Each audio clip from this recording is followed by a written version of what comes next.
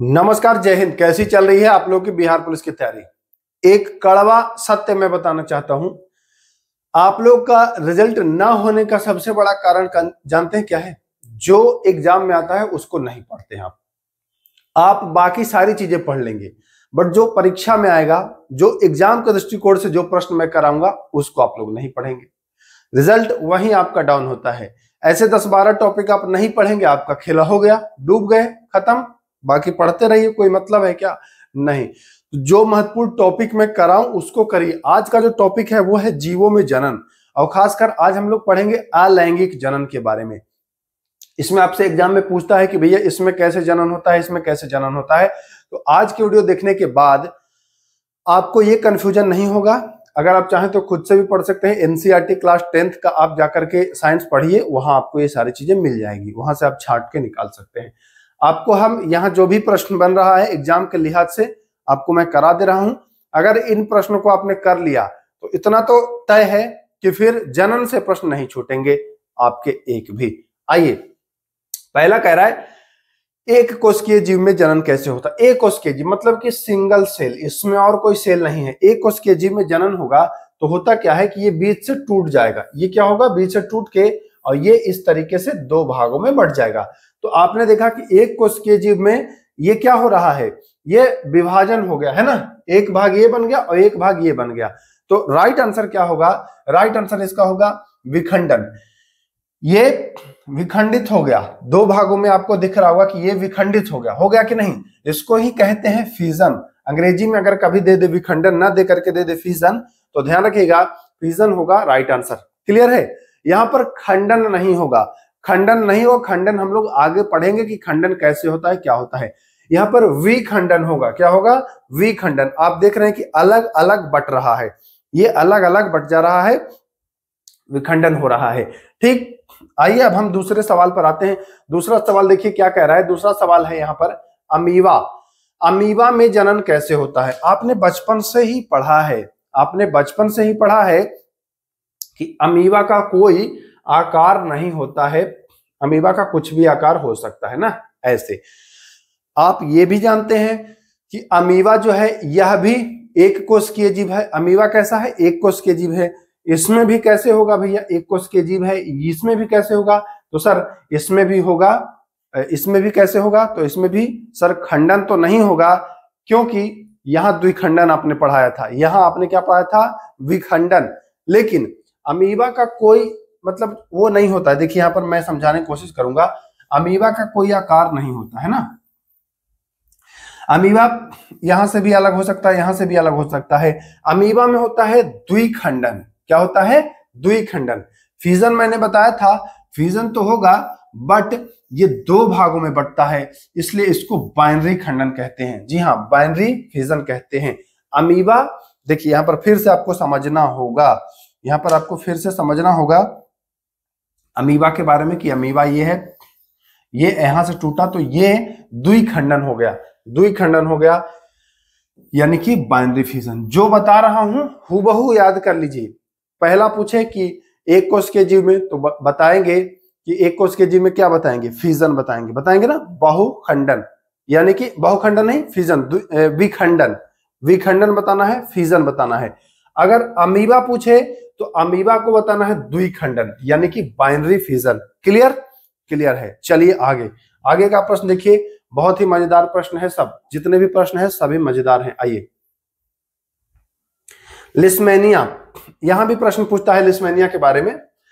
Leishmania में जनन कैसे होता है? खंडन से कि द्विखंडन से कि पुनरुद्भवन से कि मुकुलन से? तो लिस्मेनिया में जनन जो होता है, लिस्मेनिया में भी आपका बाइनरी फिजन ही होता है। लिस्मेनिया में भी आपका बाइनरी फिजन ही होता है। यह भी आपको ध्यान देना है। लिस्मेनिया हो जाए या आपको अमीबा हो जाए, है ना, दोनों में बाइनरी फिजन आपको याद रखना है। लिस्मेनिया, अमीबा, ये बाइनरी फिजन के उदाहरण है, बहुत इंपॉर्टेंट है। यानी कि यहां भी द्विखंडन होता है, लिस्मेनिया में भी और अमीबा में भी। क्लियर है? तो क्लियर है। चले आगे, चलिए अगला सवाल देखिए क्या कह रहा है। मलेरिया परजीवी, मलेरिया परजीवी में जनन कैसे होता है?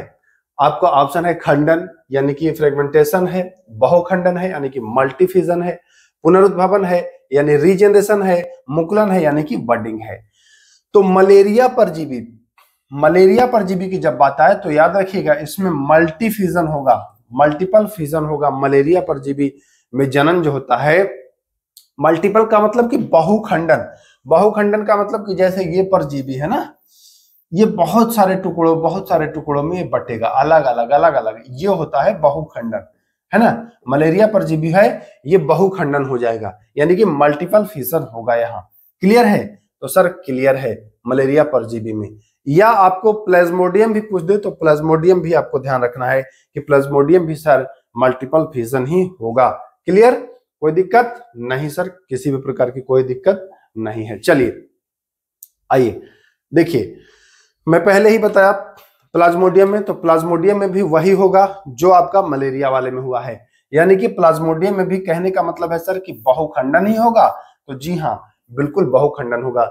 जितने भी प्रश्न बता रहा हूं रट्टा मार लीजिए, यहां से एग्जाम में डायरेक्ट प्रश्न आएगा। परीक्षा हॉल से निकलने के बाद आप कमेंट करिएगा, मिलाइएगा कि यहां से आया है कि नहीं। तो प्लाज्मोडियम हो या मलेरिया परजीवी हो, दोनों में आपका क्या होता है? मल्टीपल फ्यूजन होता है। क्लियर है? तो सर क्लियर है। आइए अगले सवाल पर आते हैं। स्पाइरोगाइरा, स्पाइरोगाइरा में जनन कैसे होता है? खंडन से होगा कि बहुखंडन से होगा कि पुनरुद्भवन से होगा कि मुकुलन से होगा? तो स्पाइरोगाइरा में मल्टीपल फ्यूजन नहीं होगा, स्पाइरोगाइरा में मल्टीपल फ्यूजन नहीं होगा। तो क्या स्पाइरोगाइरा में रीजनरेशन होगा या मुकुलन होगा? तो स्पाइरोगाइरा में मुकुलन भी नहीं होगा। आपके पास बच गया है खंडन और बच गया है पुनरुद्भवन।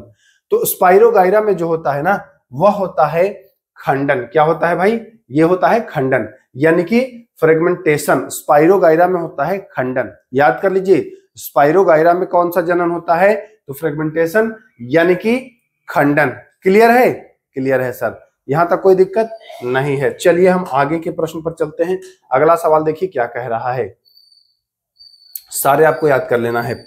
आइए, प्लेनेरिया में जनन कैसे होता है? प्लेनेरिया में कैसे होता है? खंडन होगा कि बहुखंडन होगा कि पुनरुद्भवन होगा या मुकुलन होगा? तो प्लेनेरिया जो है ना, यहां होता है पुनरुद्भवन। क्या होता है? पुनरुद्भवन यानी कि रीजनरेशन। प्लेनेरिया में होता है भैया रीजनरेशन यानी कि पुनरुद्भवन। देखिए, खंडन आपने पढ़ लिया है, बहुखंडन आपने पढ़ लिया है, पुनरुद्भवन आप जान गए, रीजनरेशन कहां होता है? प्लेनेरिया में होता है। क्लियर है? तो सर क्लियर है। आगे चलिए अगले प्रश्न पर देखते हैं हम लोग, अगला प्रश्न क्या कह रहा है। अगला प्रश्न आ गए हैं आगे हम लोग, देखिए ज्यादा आगे मत चले जाओ। अब पूछता है हाइड्रा में जनन कैसे होता है? तो हाइड्रा में जानते हैं आप, खंडन मैंने आपको पहले बता चुका है ना, खंडन नहीं होगा। बहुखंडन भी आपको पहले पढ़ा चुका है कि बहुखंडन भी नहीं होगा। पुनरुद्भवन भी मैं बता चुका हूं, लेकिन हाइड्रा में जो होगा वह होगा मुकुलन। हाइड्रा में क्या होगा? हाइड्रा में होगा मुकुलन। राइट आंसर क्या हो जाएगा? ऑप्शन नंबर इसका डी। चलिए हम आगे चलते हैं। 9वां सवाल, राइजोपस। राइजोपस देखिए ये बहुत इंपॉर्टेंट है। राइजोपस में जनन कैसे होता है? बहुखंडन से, पुनरुद्भवन से, बीजाणु समासंग से या कायिक प्रवर्धन से? तो राइजोपस की बात करें तो राइजोपस में बताएंगे कि स्पोर फॉर्मेशन होता है। राइजोपस में कैसे होता है? बीजाणु समासंग। बहुत इंपॉर्टेंट है, आखिरी प्रश्न है ये, बहुत इंपॉर्टेंट है। राइजोपस में बीजाणु समासंग यानी स्पोर फॉर्मेशन से होता है। देखिए ये क्या है? कायिक प्रवर्धन क्या है? तो आप लोग जानते हैं कलम लगाना। जैसे गन्ने को आप खेत में कैसे लगाते हैं? ये गन्ना है, ये गन्ना है, तो इसको बीच से काट काट के आप लगा देते हैं। या गुलाब है ना, तो जिसको कलम लगाते हैं उसको कहा जाता है कायिक प्रवर्धन, यानी कि वेजिटेटिव प्रोपेगेशन। ठीक ना? वेजिटेटिव प्रोपेगेशन अगर पूछे किसमें होता है तो बताएंगे गुलाब हो गया सर, या फिर आपका गन्ना हो गया, ऐसे जो, या अंगूर हो गया। तो इनमें क्या होता है? इनमें कायिक प्रवर्धन यानी कि वेजिटेटिव प्रोपेगेशन होता है। एक बार फिर से मैं आपको रिकॉल कर दूं, अगर भूल गए हो तो एक बार जरा सा ध्यान दे दीजिए, क्योंकि प्रश्न तो भाई आएगा एग्जाम में, आप पढ़ो या ना पढ़ो प्रश्न तो आएगा। एक बार फिर से मैं आपको रिवीजन फटाफट करा देता हूं चुटकी में। देखिए, एक कोष के जीव में तो मैंने बता दिया कि सर फ्यूजन होता है, विखंडन होता है। तो यानी कि पहले का जो ऑप्शन होगा वो क्या होगा? तो पहले का सर ऑप्शन होगा विखंडन, यानी कि ये ऑप्शन बिल्कुल राइट हो जाएगा। क्या हो जाएगा? विखंडन हो जाएगा ना। यहां तक क्लियर है। चलिए आते हैं दूसरे सवाल पर। दूसरा सवाल देखिए क्या कह रहा है, अमीबा में जनन कैसे होता है। अमीबा को मैंने बताया था कि फिजन ही होता है, बट इसमें बाइनरी फिजन होता है, तो यहाँ ऑप्शन नंबर बी आ जाएगा आपका। क्लियर है, क्लियर है। चलिए लिस्मेनिया, लिस्मेनिया में भी द्विविखंडन यानी कि बाइनरी फिजन होगा। लिस्मेनिया में, अमीबा, दोनों में बाइनरी फिजन होगा, तो यहाँ पर भी आपको ध्यान देना है। आइए आगे आते हैं मलेरिया में। तो मलेरिया में मैंने बताया था कि मलेरिया में या प्लाज्मोडियम में मल्टीपल फिजन होता है। मलेरिया और प्लाज्मोडियम में मल्टीपल फिजन होता है, तो यहाँ पर भी आप देखिए प्लाज्मोडियम में भी बहुखंडन यानी कि मल्टीपल फिजन होगा। क्लियर है, क्लियर है सर। आगे आ जाइए। हाँ चलिए प्लाज्मोडियम तक हमने देख लिया।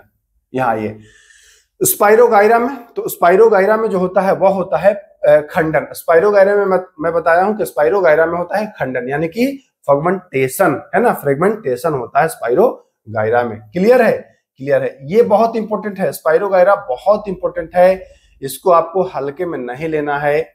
स्पाइरोगाइरा ये बहुत ज्यादा इंपॉर्टेंट है, इसको आप फिर से याद कर लीजिए, बहुत महत्वपूर्ण है। आइए प्लेनेरिया में। तो प्लेनेरिया में मैं बता चुका हूं कि प्लेनेरिया में कैसे होगा भैया, तो पुनरुद्भवन यानी कि रीजनरेशन होगा। प्लेनेरिया हो तो बताएंगे रीजनरेशन होगा। क्लियर है सर। हाइड्रा में मुकुलन मैं बता चुका हूं, हाइड्रा में होता है मुकुलन यानी कि बडिंग, है ना, बडिंग होगा। और आखिरी राइजोपस में बताया हूं स्पोर फॉर्मेशन, है ना, यानी कि बीजाणु समासंग। तो और ये कायिक प्रवर्धन में बता ही दिया कि गन्ना हो गया, गुलाब हो गया, अंगूर हो गया, इनमें कायिक प्रवर्धन होता है। तो मैं उम्मीद करता हूं कि ये 9 प्रश्न थे, 10 प्रश्न थे, इनको आपने अच्छे से किया। यहां से आप सीधा एग्जाम में लाभ इसका उठाएंगे। अगर इतने बताने के बावजूद भी नहीं अगर बुद्धि खुल रहा है तो भैया उसके जिम्मेदार आप स्वयं होंगे। हमारा काम था बताना, कंटेंट उपलब्ध कराना, आपका काम है पढ़ना या फिर इग्नोर करना। ठीक, तो चलिए फिर मिलते हैं। नमस्कार।